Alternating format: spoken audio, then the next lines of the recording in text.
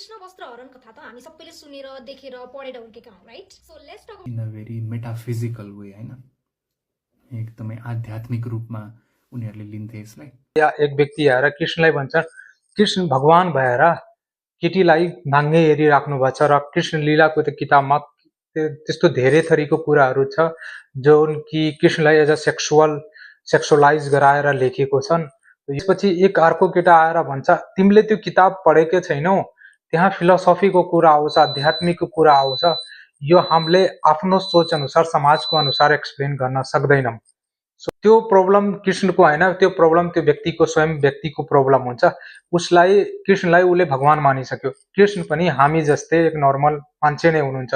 जसरी हामी कुनै बेला कहिले रिसाउँछौँ, कहिले कुनै बेला चाहिँ राम्रोसँग कसैलाई ज्ञान दिन्छौँ, राम्रोसँग बसालेर सम्झाउँछौँ, त्यो यो मान्छेको जुन मेन्टालिटी हुन्छ चेन्ज भइरहेको छ। त्यो कृष्णको पनि एक समाजमा जन्मिनु भयो, उहाँको बाबुआमा, उहाँको संस्कार सबै कुरा बाबुआमा समाजबाट सिकेर त्यस्तो उहाँको पनि हामी जस्तै एक नर्मल बिहेभियर थियो। तो हम जो व्यक्ति जति नराम्रो सोचको हुन्छ त्यो अरूलाई भगवान मान्न थाल्छ र एकछिनको लागि मानिहाल।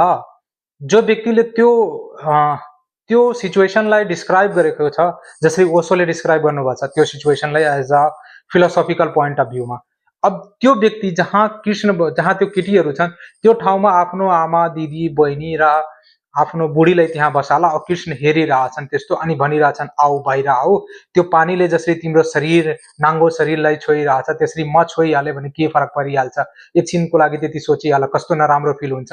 तो अरूको कुरालाई एक्सप्लेन गर्नु एकदम सजिलो लाग्छ। जब तिम्रो प्रब्लम हुन्छ नि त्यसपछि थाहा हुन्छ कि फिलोसफी के बकवास कुरा आउँछ। त्यहाँ आश्रमहरूमा केटीसँग सेक्स गर्ने, त्यसपछि जब केटीहरूले भन्थ्यो यो समाज सोसाइटीले भन्थ्यो त्यो बाबा बलात्कारी रहेछ, तो बाबाहरूले के भन्थ्यो केटीहरूलाई, तिमीहरूको आत्माको मिलन हुन्छ, अब आत्मा परमात्मा भगवानसँग भेट हुन्छ तिमीहरूलाई, तिमीहरू स्वर्गमा जान्छौ। यो के को कुरा गर्थ्यो, अध्यात्म फिलोसफी यस्तो बकवास कुरा गरेर केटीहरूको बलात्कार गर्ने काम गर्थ्यो आसाराम बाबाहरू पनि धेरै। यदि मानिहालो गौतम बुद्ध, ओशो, त्यसपछि पार्वती, राम, शिव, कृष्ण यो सबैजनाले लुगा किन लगाउनु हुन्थ्यो जब यो सबै आध्यात्मिक व्यक्ति हो भने? नाङ्गे घुम्नु पर्ने हो तर लुगा लगाउनु हुन्छ नि। लगाउनुको अर्थ के हुन्छ, यो व्यक्तिहरू बुझेको छन् कि अध्यात्म भनेको सिचुएसन अनुसार सबै कुरा बुझ्नु हो। कोही केटी नाङ्गे नुहाइरहेछ भने त्यसलाई गएर हेरेर अनि उसलाई बोलाएर आऊ मसँग, जस्तै पानीमा तिम्रो शरीर छोइरहेछ त्यसरी नै म छोइहाले भने के हुन सक्छ।